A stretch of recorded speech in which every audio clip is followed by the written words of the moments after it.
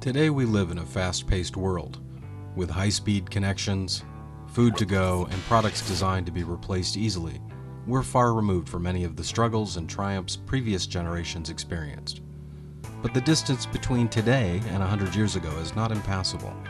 Come along as we explore our connection with our history through an institution often taken for granted, the Small Town Museum.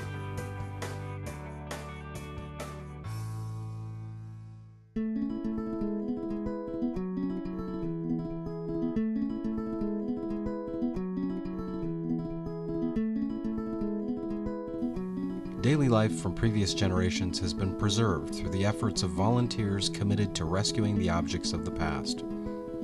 These museums offer just a glimpse into what life was like for early generations in Eastern Washington. And they are so much more than just a collection of objects.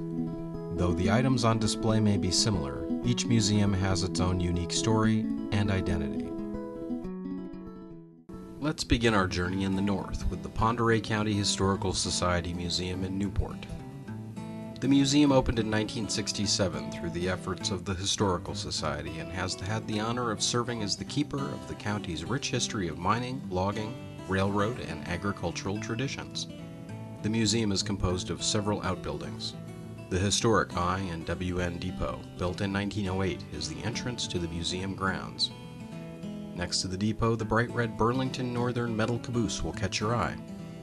To the right, the Stuart B. Bradley Memorial Building houses a number of artifacts, including this player piano. The music sounds as sweet today as it did 2 generations ago. Make sure you take a peek at the museum's 3 log cabins: the Clare House Schoolhouse, the Settler's Cabin, and the Hunter's Cabin. Each of these historic cabins were dismantled at their original locations and reconstructed on the museum grounds. At the far end of the grounds stands a replica Forest Service fire lookout. Not only were these structures used to spot forest fires, they were also used during World War II as part of the Aircraft Warning Service. Can you imagine yourself living in this lookout tower or attending school in a one-room schoolhouse? The Oreille Museum's grounds are the perfect location to let your imagination run wild. We met with some of the museum's many volunteers who shared their joys and challenges of running a small-town museum. So when did you get started volunteering at the museum? About 2.5 years ago. 2002. Sometime in the 90s. I have been working at the museum since 1989. Since 1989. Oh, probably about 23 years. I lost track. Since they started in 60. So if you could say one great thing about the museum, what would it be? I would think the people that work here. We have about 50 plus that are all volunteers that keep this place up. It's a very interesting group. Dwayne is a professional musician. He's played around the world. Bill is 92. He's a man of all trades. He was a logger to begin with, and a fabulous memory of all kinds of things that have happened here. Evelyn has been an outstanding leader. I work with a lot of different groups. I've been in a lot of clubs, a lot of organizations in the past. This place, they get along. And it's funny because usually you'll find one person in the crowd that tries to stir up trouble, but we all work together and we generally get the job done. It's a fantastic museum. I like museums in general, and I think the general public has no idea what's involved with maintaining a museum, the behind-the-scenes type of jobs. We do the grounds. We often do buildings. Our log cabins mostly have been brought in and re-erected. They're taken apart, numbered, brought in, and re-erected by the volunteers. Well, I publish the big one.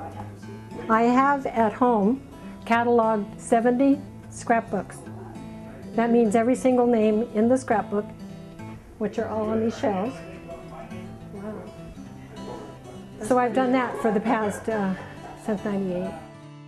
I do almost all the activities and all the handyman stuff, but I still like the research. The museum is also home to an extensive research library of Pend Oreille County history. The volunteers take pride in the research materials available at the museum and helping visitors in discovering their own or local history. Somebody either call me on the telephone or come in through the door and say, I want some family history, and then we have to delve into the old miners or picture the indexes or whatever information we have. It's always a challenge. It's like a treasure hunt. And they're delighted when we can find something. And we've been able to help individual families when they come through to find some information, because otherwise it would be lost. On the final weekend in June is an event not to be missed. The museum and the community come to life for the town's celebration of Pioneer Weekend. And even with all the work they're doing, these volunteers continue to be dedicated, not just to this museum, but to the values it represents. Oh, that's kind of a labor of love. You get kind of tired of it, but somebody has to do it. The challenges? Well, I would say that probably the apathy of the people toward history. On my college degree diploma, it says, with all the rights and privileges, no, not the rights, the privileges and obligations. And I think this is kind of an obligation. It devolves onto a very small minority to preserve our heritage. And that is, of course, what we're here for. That's the most important thing. Yeah. And not, you know, to remember what went before and the people that were here and what they went through. Come and visit the museum. These museums are living treasures, not just for the pieces stored in them, but the lives connected to them. The volunteers and staff who make them run bring a wealth of local history to life, illustrating how much our connection with our history is not fueled simply by objects, but by our connections with each other.